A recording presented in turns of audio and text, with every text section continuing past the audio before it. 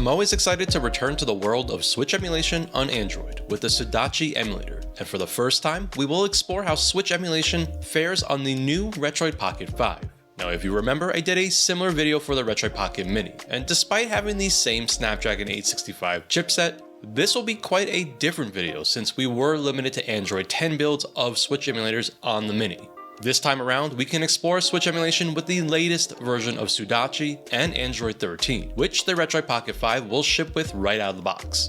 As always, I'll go through the install process, talk about some settings and tips, as well as our game showcase, which is a pretty meaty one, coming in at 30 games total, and I think there are a lot of pleasant surprises here. So please join me, Rob the Retro Tech Dad, as we explore the possibilities of Switch emulation with Sudachi on the Retroid Pocket 5.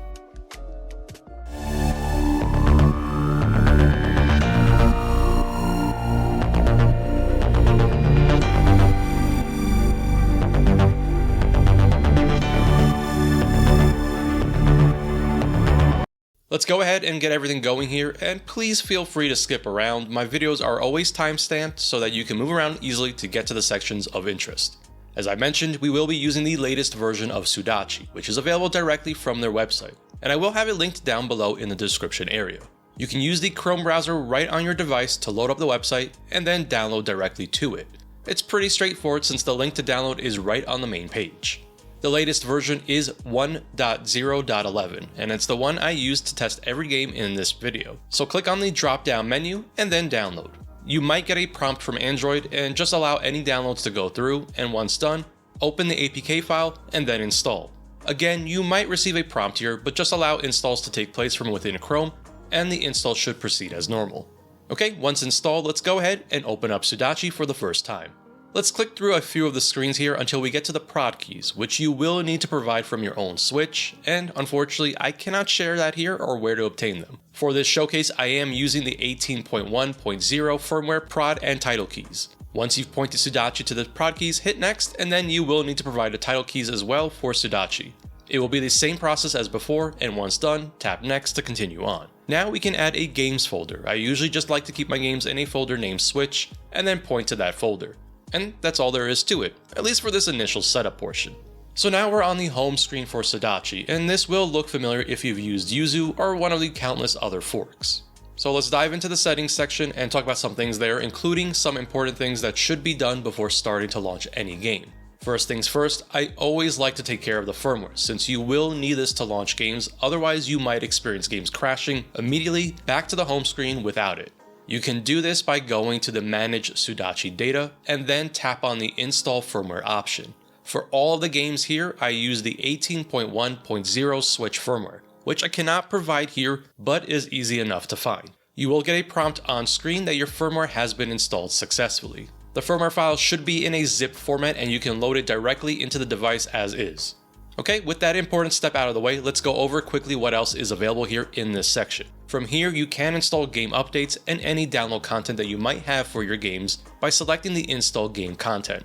Some other key things to be mindful of here are the user data and save data sections where you can import and export as needed. And finally, in case you need to change or update your prod and title keys, you can do that here as well. So let's go back one step and go into the advanced settings, which will allow us to tweak all sorts of good stuff to get the best performance with Sudachi. In this system option, you can choose to have games launch in docked or handheld mode by default. For this showcase, let's go ahead and toggle the docked mode option, since a lot of the games here fare pretty well with this setting enabled. I will let you know throughout the video if games need handheld mode instead. Other than that, there's not much else to change here, so let's go back one step and head into the graphics section. Now here is an area that we will be spending time in when specifically needing to tweak things on a per game basis. For the default settings here, I recommend leaving the accuracy level to normal, the resolution at the native 1x, and there are some games that will need to deviate from this resolution, but for the most part, many games run at native. Now if you scroll down a little bit, there are some settings that are important to be mindful of here in the graphics section. By default, the disk shader cache is enabled, and I do recommend leaving it that way, but there are some games that have issues with this setting, and you can either delete the shader cache every time you play, or just simply toggle this option off. on a per game basis. Again, I will let you know if a game needs this specifically. Below that, we have the Force Maximal Clocks option, which can be used here on the Retroid Pocket 5 since we have a Snapdragon with the Adrenal graphics. In general, I actually recommend leaving this off, since in my experience most games don't really need the option since we will be running all the games in this showcase at the high performance preset for the Retroid Pocket 5. The last two options should be left off as well, and I believe for every game in this video, none of them will actually be making use of the last two options. Okay, with that, let's continue on. We can go ahead and skip the audio since we don't need to change anything here. Finally, let's head into the debug section, and here we can make changes to the graphics API, CPU backend, as well as the CPU accuracy. The nice thing is that for this showcase, there are only a few games that might need a few adjustments to the CPU accuracy. Otherwise, every game here is using the default options, and so for now, everything can be left alone here. Okay, we're all done with the advanced settings, so let's go ahead and check out the controls section, which will let you map your external controller or the built-in controls of the Retroid Pocket 5. This is a very simple process since Sudachi will automatically detect your controller and then apply an auto mapping. You can do this by selecting Auto Map a Controller, and it should either pop up as a Xbox 360 controller or a Retroid Pocket controller, depending on which preset you are using. And I do like to double check that the inputs are correct, mostly with the A and B and X and Y settings. Let's go back to the settings screen and now talk about the GPU Driver Manager, which on the Retroid Pocket 5, as well as the Retroid Pocket Mini, we are able to make use of various custom drivers since we are using a Snapdragon device. For this video, I will either be using the default system driver or the Turnip 23.2.0 drivers, which I will have linked down in my description area, and it has proven to be a very solid choice here on the Retroid Pocket 5. This specific Turnip driver has addressed a lot of graphical issues or just downright allows problematic games to launch, and it's well worth loading up here on the Pocket 5. Once you download the Turnip drivers, you can install it as a zip file right from your device by tapping on install and then choosing the zip file, and then it will show up in your list of drivers as the Mesa 3D Turnip driver version 23.2.0. For our default settings, I recommend leaving it on the system GPU driver as the starting point, and then throughout the video I will let you know if a game needs or runs better with Turnip. Okay, we are all done with the settings section, and the only thing that remains is the per game settings. You can make per game changes by going back to the Games tab and then holding down on a game icon until a new screen appears. From here, you can make changes that impact only this specific game, which is great and makes things very easy to troubleshoot. As you can see from this screen, we can adjust settings as well as which GPU driver the game should use. And so throughout the video, I will let you know if it needs the system driver or the Turnip driver, as well as things like docked or handheld mode, and which resolution the game is running at. When you tap on Start, you will be given the option to select either the default global configuration or the custom one you just established. And that's it, we are all done here and are ready to game, but before we move on, I wanted to share some final tips for Switch emulation as well as my usual expectations when it comes to Switch emulation. I'm sure most are aware that Switch emulation has had quite the year, especially on the Android side, and so we are now left with multiple versions and forks of various Switch emulators for Android, which all can provide a slightly different experience. Now this video uses the latest build of Sudachi, but regardless you should expect things like crashing, freezing, poor performance, or just games that refuse to launch to be a common thing. That doesn't mean that there aren't many games that run great here, and given the huge library available on Switch, there's a good chance many will work better than expected. As always, consider Switch emulation a bonus, and any game that runs well is always an exciting and welcome thing to see, which just adds to the available library of games playable on a device like the Retroid Pocket 5. I always encourage you to test your own games, but if you are having some issues, here are a few tips to help you out throughout the troubleshooting process. So if you have certain games crashing repeatedly, or more importantly at the same spot, try changing to the high accuracy preset, or change CPU accuracy under debug. In addition, you can try changing the drivers from the default to Turnip, or the other way around. Now if you have a game that worked once and it refuses to start up again, there's a good chance there's an issue with the shader cache. You can either go into the per game settings and delete the shader cache, or just disable the feature entirely, and that should help the game launch again. Now be mindful that adjusting settings while in-game can potentially cause the game to bounce back to the home screen, so either make the changes before going in, or save your game before messing around. Finally, I noticed that sometimes I'd start a game and performance was half of what I would usually see, and so either restarting the device or just closing the app fully seemed to resolve it. I'm not entirely sure why this happens, but just expect that this is something that can happen, and it is something that I've personally seen. Okay, with all of that out of the way, let's get into this showcase, and all the games here were tested at the high performance preset with the SmartFan option on the Retroid Pocket 5. And what a perfect way to start out this showcase with a game that I've never featured before with Switch emulation on Android. ABZU is a very unique adventure game that follows the adventure of a diver that explores stunning oceanic environments with gorgeous visuals that really shine here on the Retroid Pocket 5 with its AMOLED display. ABZU is one of those games that lean towards being more of an experience, and one that I recommend everyone check out at least once. With its awesome swimming mechanics, graphics, and the equally beautiful soundtrack by Austin Wintory, who was responsible for soundtracks on games like Journey. This game was always a tricky one earlier on with Switch emulation on Android, either having performance issues or severe graphical issues, and it's really a treat to see it running here on the Retroid Pocket 5 using the native resolution in docked mode, which means it's actually running better here than on an actual Switch.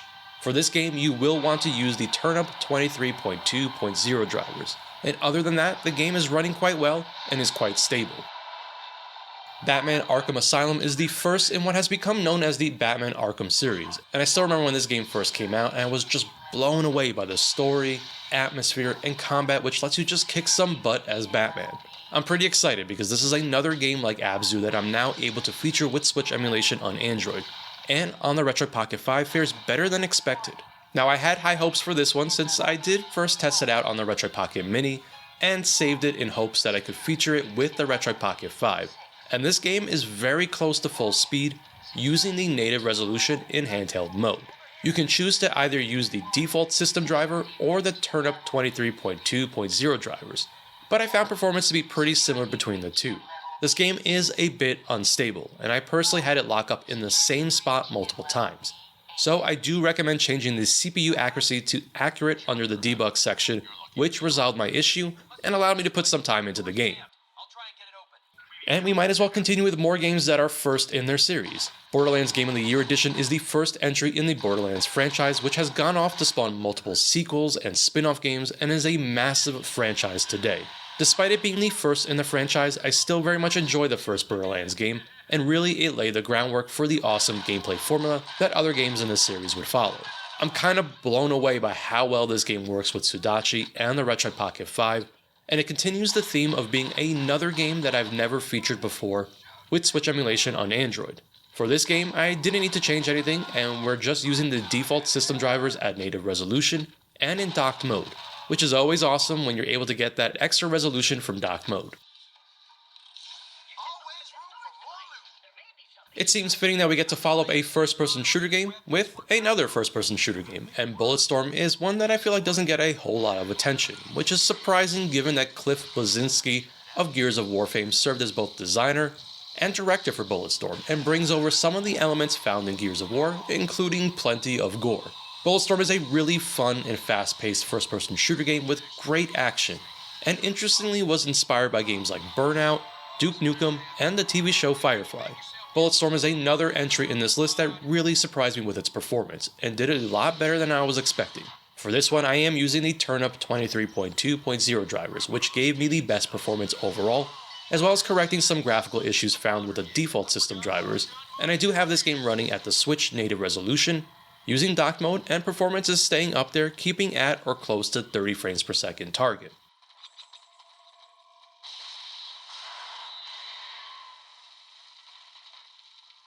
It's almost impossible for me to not feature a Burnout game whenever there's an opportunity to do so, and Burnout Paradise thankfully received a port to the Nintendo Switch that just so happens to work very well with Sudachi on the Retroid Pocket 5, and it's truly incredible to see here. I'm still pretty bummed that we've not received a new Burnout entry in nearly 15 years, and Burnout Paradise is the last traditional Burnout game released, with Burnout Crash being the last one released in general. As much as I enjoy Paradise, it's actually not my favorite in the franchise, but at this point, whenever I hear Paradise City playing, I can't help but think about this game.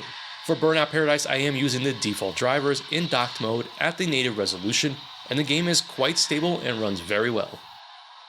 This next entry is truly one of the most unique games you're going to find here. Catherine Full Body is an enhanced version of the original game Catherine and comes to us from Atlas and was developed by the same studio behind the Persona series.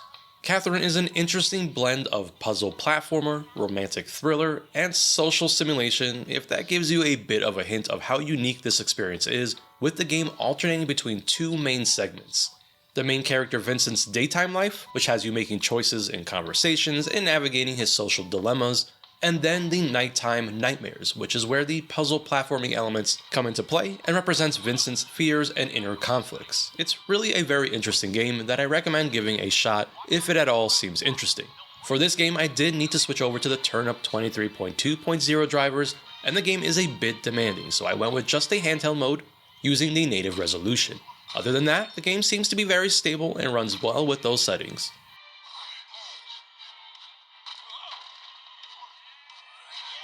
Crash Bandicoot 4: It's About Time is the 8th main installment in the Crash Bandicoot series and serves as a direct sequel to Crash Bandicoot Warped back from the PlayStation 1 days. The game was developed by Toys for Bob, and actually not Vicarious Visions, who was responsible for the remaster of the original trilogy. Despite this, Crash Bandicoot 4 is a great entry in the Crash Bandicoot franchise that really stays true to the classic platforming gameplay, but adds enough new elements that makes it a great mix of nostalgia and modern gameplay. I'm pretty excited about being able to include this one here since it has always been a problematic one to emulate on Android in general, and I was definitely surprised that it was even playable at all. This is probably the worst performing game that will be showcased here in this video, and for this one I did need to turn down the resolution to 0.5x and use handheld mode in order to maintain the performance that you see here, which is required to make it decently playable. Not only that, but we do need to use the custom Turnip 23.2.0 drivers as well as force maximum clocks under the graphics setting.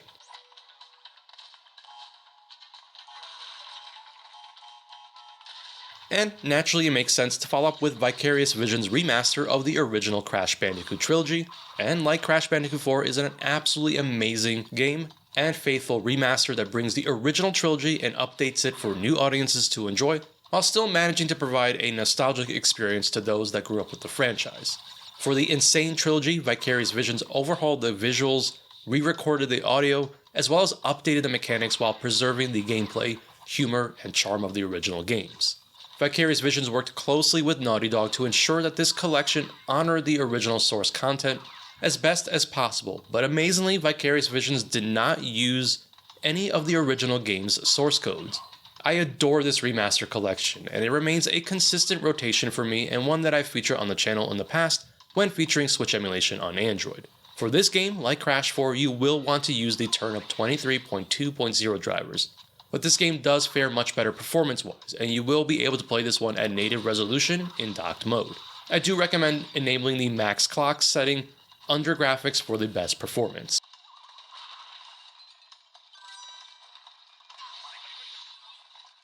Dave the Diver makes a return to the channel, and it's almost impossible to not feature this game since it does work so well with Sudachi and just Switch emulation in general on Android. Dave the Diver is one of my personal favorites that dropped last year, and it's another that I've played on various platforms, remaining part of my rotation of favorites.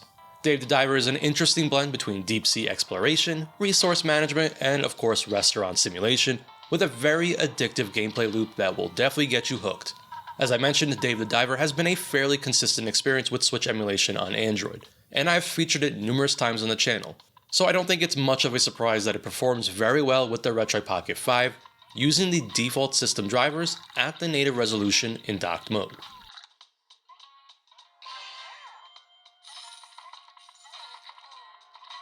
On the opposite end, Darksiders 2 Definitive Edition is a game that I don't get to feature as often with Switch emulation on Android since it's one of the more difficult games to run, both because of performance and compatibility.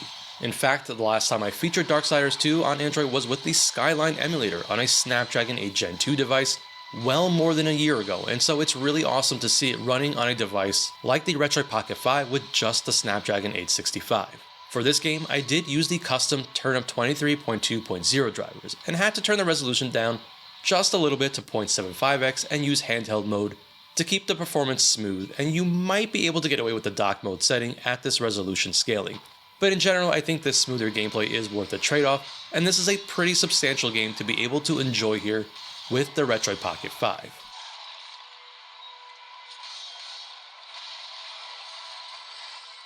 And speaking of the Skyline emulator, Diablo 3 The Eternal Collection is another game that hasn't been seen in a little bit, at least in terms of Switch emulation on Android. I think Diablo 3 speaks for itself as the third installment in the incredibly popular Diablo franchise, and the Nintendo Switch version is surprisingly one of the better ways to enjoy Diablo 3, with the Eternal Collection including all of the downloadable content in one release.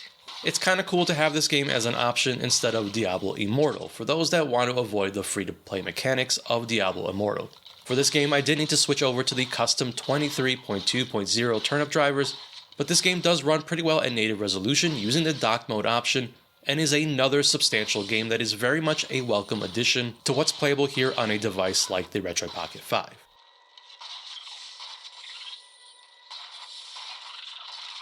Of course, it's almost impossible for me to not include Hades anywhere I can, since this is probably one of my favorite games of all time.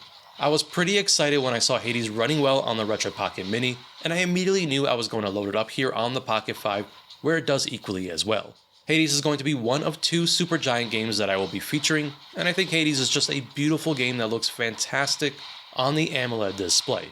There is an Android version of Hades available, but it does require a Netflix subscription, so it is nice to have this version as well. For Hades, you can definitely play around with the settings a little bit, but for me personally, I am just using the default system drivers, which is actually a bit unusual since I typically need some type of custom drivers to correct the graphical issues for this game, which is actually not the case here with the Retroid Pocket 5. I did test the Turnip 23.2.0 driver, but I didn't find performance to be any better, so the default driver works just fine. Now for the footage, I am set to use a 0.75x resolution in docked mode, which keeps the game locked to 60 frames per second, but you can choose to go with a native resolution in docked mode. Just beware that the game hovers in the 50s, so it can't quite stay locked at 60 frames per second consistently. Horizon Chase is another game that I'm really excited to be able to feature here with the Retroid Pocket 5, since this is the sequel to one of my favorite racing games and one of the best racing games that is available natively on the Google Play Store. Unfortunately, Horizon Chase 2 will probably never be available on Android thanks to it being an Apple Arcade game, but we do have the Nintendo Switch version, and with some tweaking we are able to enjoy this game fairly well on this device. For this game, I am using the custom Turnip 23.2.0 drivers, and I did need to drop the resolution scaling down to 0.75x in handheld mode to get better performance, which still does have occasional stutters here and there, possibly due to shader compilation, but in general does stay at or close to 60 frames per second.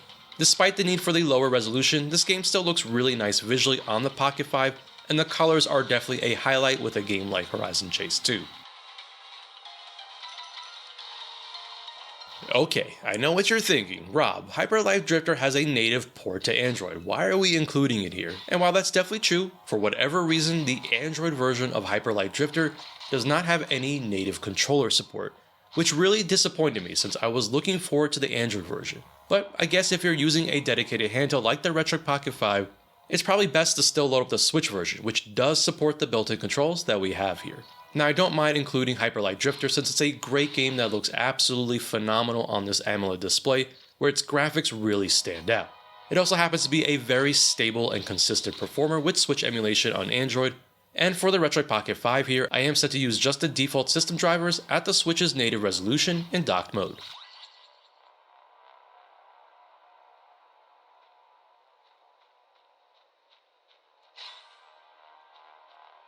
Need for Speed Hot Pursuit Remastered comes to us from Criterion Games, and marked a shift for the studio, moving away from Burnout, which was the franchise the studio was best known for. The 2010 version of Hot Pursuit marked the 16th title in the Need for Speed series, with the game reusing the Hot Pursuit name and also making a return to the series' roots, which focused on exotic cars and high-speed police chases. Given the studio behind Hot Pursuit, many were very excited to see Criterion's take on the Need for Speed franchise, which turned out to be an excellent entry in the Need for Speed series. I was completely blown away by how well this game runs on the Retroid Pocket 5 with Sudachi, and for this game I am set to use a native resolution in docked mode, which means we have better performance here than on an actual Switch when used as a handheld. Hot Pursuit didn't require any additional changes and uses the default system drivers without any issues, and is easily one of the more impressive titles being included here for this showcase, at least in terms of performance with Switch emulation on the Retroid Pocket 5 and with Android. Ori and the Blind Forest makes a return for my Retroid Pocket 5 review video, and I just had to feature it again since I'm still pretty blown away that we're able to play this game on the Retroid Pocket 5. Ori and the Blind Forest is the first game released in the Ori franchise and originally was an Xbox and PC exclusive, but received a surprise port to the Switch a few years ago, and that's definitely a good thing because it exposed a wider audience to this phenomenal game with gorgeous visuals that really come out with the AMOLED display on the Pocket 5. For this game, I am running at native resolution in docked mode using just the default system drivers. I did have an issue initially when trying to play the game again since it wouldn't launch, so I deleted my shader cache and that resolved the issue. So just be mindful of that, and if it is something that persists, you can always disable the disk shader cache option under graphics. One last thing, the game does take a while to get started, at least on the first playthrough, and you will probably be seeing Ori running on screen for a bit, so just be patient and eventually the game will load. Overcooked is a very fun and interesting game that I guess is best described as a cooking simulation game, and in Overcooked you must control a team of chefs that has you constantly switching in order to fulfill the different tasks that come across your screen. As the game progresses, the pace certainly picks up as well as the challenges and obstacles that you need to overcome, which results in a very frantic and fast-paced game that will definitely keep you on your toes. I love games like this, and I used to play a good bit of Diner Dash for those that remember that game, which Overcooked has some similarities to. For this game, I needed to turn down the resolution scaling to 0.75x to keep the frame rate nice and stable. And other than that, I am using the default system drivers, and the game is pretty stable without much issues.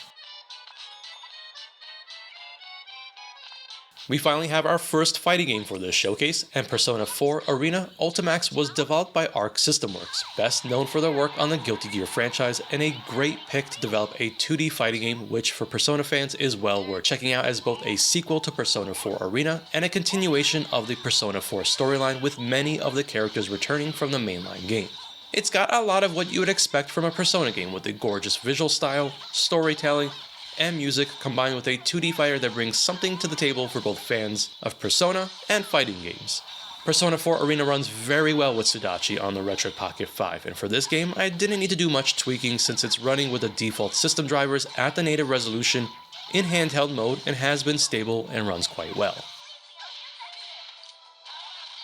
And you probably saw this one coming, but let's follow up Persona 4 Arena with a mainline Persona game, and I can't think of a better one to include than some Persona 5 Royal, which is probably one of my favorite Persona games and easily makes my own personal list of favorite games in general. Persona 5 Royal is the enhanced version of Persona 5 that was released with additional content, and in general is the version to go for nowadays, especially since this is the version that made it over to the Nintendo Switch, which means we have the ability to enjoy it with some Switch emulation on Android. This game can be a problematic one for Switch emulation on Android, and it's still not perfect here, but definitely more than playable on the Retroid Pocket 5. The game does suffer from some minor graphical issues, namely the weird stuttering of the main character when running and the eyes bugging out on the faces occasionally. It's by no means a deal breaker, and being able to play a game like Persona 5 Royal natively definitely outweighs the issue. For this game, I recommend using the Turnip 23.2.0 drivers, and despite trying to find a combination of fixes, there's not much else that can be done to address those minor problems. Now, unfortunately, the Turnip drivers do seem to be a bit unstable, and I did have the game lock up on me at one point, which was at the same spot consistently, but what I did was switch back to the default drivers temporarily to resolve the issue, which again is just the nature of Switch emulation. Despite those issues, I did find the game performed pretty well using just the native resolution in docked mode, with some frame rate drops in the denser areas, but it's pretty solid overall. Prince of Persia: The Lost Crown is definitely no stranger to the channel, and I've featured it on numerous devices for Switch emulation on Android, including the Retroid Pocket 4 Pro. The Lost Crown is a return to the side-scrolling style the series is known for, but is a fresh take on the series with fast-paced combat, and of course the intricate platforming that has become a mainstay of the series. I really enjoy this game quite a bit and have actually recommended it to many people, including my good friend Stubbs from Retroid Handhelds, who enjoys it as well. The game also seems to be a very solid performer when it comes to Switch emulation on Android and has proven to be quite the stable experience across a variety of devices. And in terms of the Retroid Pocket 5, we can expect much of the same. I have the game set to use the native resolution, but this time we're going to enjoy this game in dock mode. and the experience in general is very solid and quite a bump up in terms of what we could do coming from the Retroid Pocket 4 Pro. I was very surprised to find out that Shadows of the Dam was receiving a remastered version, which is actually a fairly new release for the Nintendo Switch, just coming out a few weeks ago. For those unfamiliar, Shadows of the Dam comes to us from Grasshopper Manufacture, the same studio notably responsible for the No More Heroes franchise, and is a collaboration between Suda51 and Shinji Mikami of Resident Evil fame. It's certainly a unique experience that is very much Grindhouse inspired with an interesting blend of horror, humor, and of course over-the-top action that very much has the signature elements of a Grasshopper Manufacturer game. I'm honestly blown away by how well this game runs here, which is a PS3 and Xbox 360 era game, and for this one I am just using the default system drivers at the native resolution in docked mode, which is pretty incredible to see. This is easily another pleasant surprise for the Retroid Pocket 5.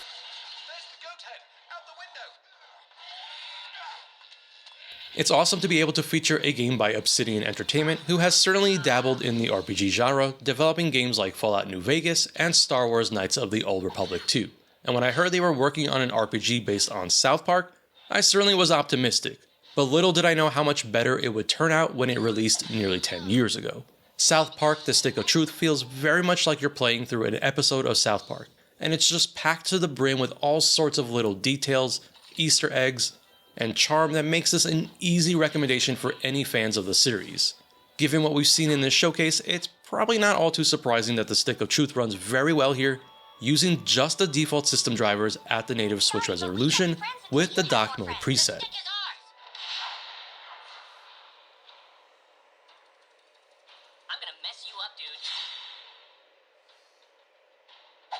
Star Ocean's Second R is a full-blown remake of the original Star Ocean: The Second Story, and the studio Gemdrops did a fantastic job bringing this RPG back to life from the PlayStation 1 with gorgeous updated visuals and tweaks to the gameplay format to make it enjoyable today for both fans of the original and newcomers to the series.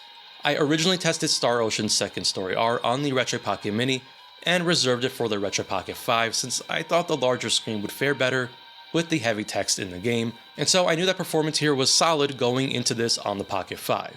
And likewise, it is solid here as well, and the game runs using either the default system drivers or the Turnip 23.2.0 drivers, which is the way I recommend to go since performance overall is just slightly better, keeping the game locked to its 30 frames per second target at the native Switch resolution using the dock mode setting. Now, similar to Ori, I had an issue with the shader cache, so I do recommend disabling the disk shader option for this game under graphics to resolve any potential issues.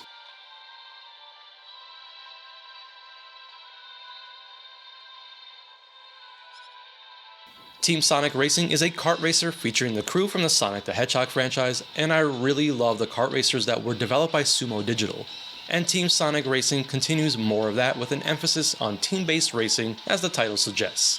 If you were a fan of some of the prior entries like Sonic and Sega All-Stars Racing, or Sonic All-Stars Racing Transformed, I definitely recommend checking this one out.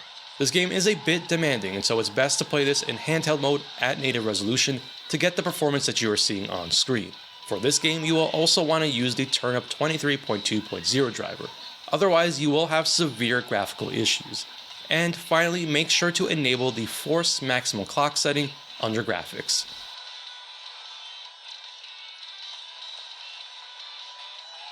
TMNT's Splintered Fate completely surprised me since I didn't know much about the game, and when I found out it was a roguelike similar in design to something like Hades, I suddenly became much more interested. I'm a huge fan of the Ninja Turtles, and this one appealed to me right away, which is packed with the classic humor and charm that the franchise is known for, as well as awesome comic book style graphics with fast-paced combat and even procedurally generated levels, which definitely keeps this game feeling fresh. The game is a bit more demanding than I was expecting it to be, and at first I was hopeful I could get away with native resolution in docked mode, but decided to turn this one down to 0.75x and then use the docked mode option, which actually ends up being somewhere in the middle of the native handheld and dock mode in terms of resolution. The game still looks really nice at this setting and runs very well staying at that 60 frames per second target, which is definitely a nice thing to see. I do recommend using the Turnip 23.2.0 drivers for this game.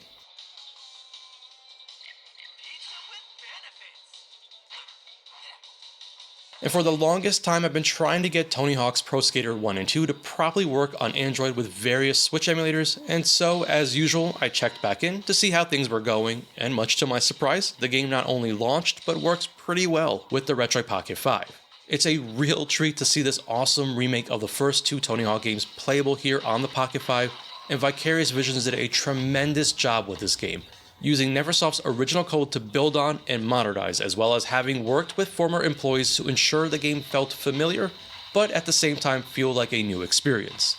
This one blew me away at how well it performed here on the Retroid Pocket 5 with the Snapdragon 865, and I have this game set to use the Turnip 23.2.0 drivers at the native resolution in docked mode, and performance seems to be very consistent, just playing through a few levels multiple times over.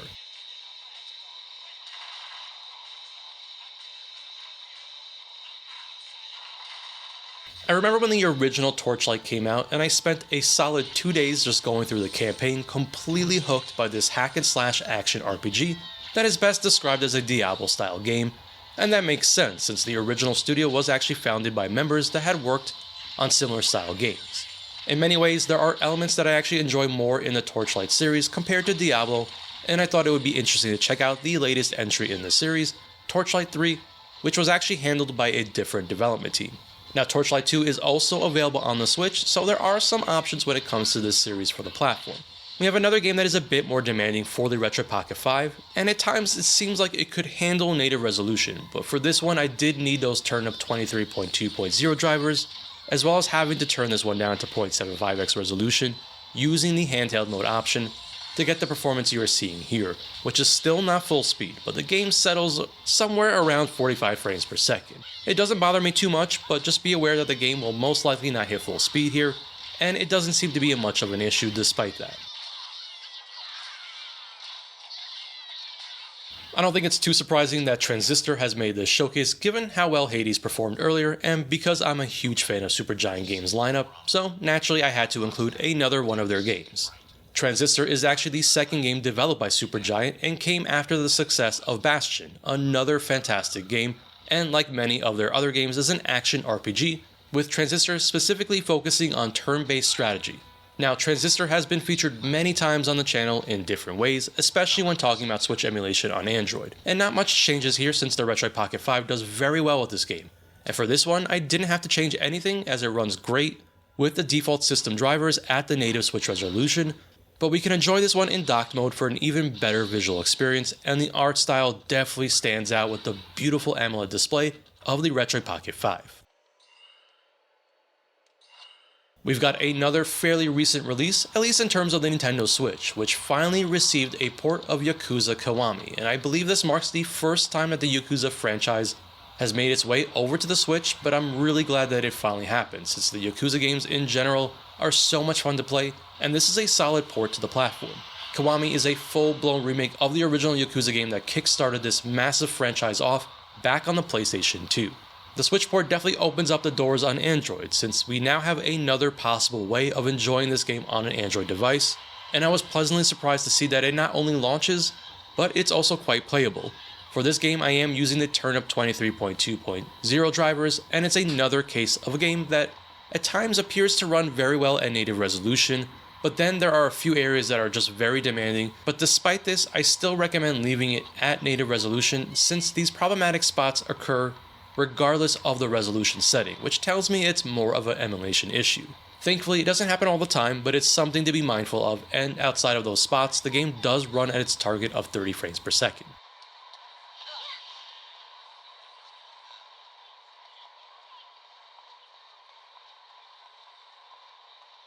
And for our last game in this showcase, Zombie Army 4 returns from last year, where I featured this game running with the Snapdragon 8 Gen 2. And since it's made this video, it's pretty obvious that Zombie Army 4 is playable here with the Retroid Pocket 5, despite only having a Snapdragon 865, and it's pretty awesome to see here. Zombie Army 4 is, as the name implies, the fourth entry in the Zombie Army series, which is a spin-off from Sniper Elite and takes place after the events of Zombie Army Trilogy, set in the year 1946. I enjoy this game since it's more of an action blockbuster type of deal where you just go in and have some fun and not really get too caught up in the story-dense type of game, which makes it a fun one to pick up and play. Zombie Army 4 performs very well with the Retroid Pocket 5. And for this game I did switch over to the Turnip 23.2.0 drivers, but other than that I've got this game running here at native resolution in handheld mode, and again, I'm pretty impressed by how well it is running here overall, staying at or close to the 30 frames per second target. And with that, we've got another set of games that are quite playable with Switch emulation on Android, and the performance overall is a lot better than I was expecting with the Retroid Pocket 5 and the Snapdragon 865. Were you surprised by any of the inclusions here, or just the performance overall? Definitely let me know down in the comments. Now I know it won't be long before we make a return to this topic, but until then, as always, I am the Retro Tech Dad, and thank you so much for watching.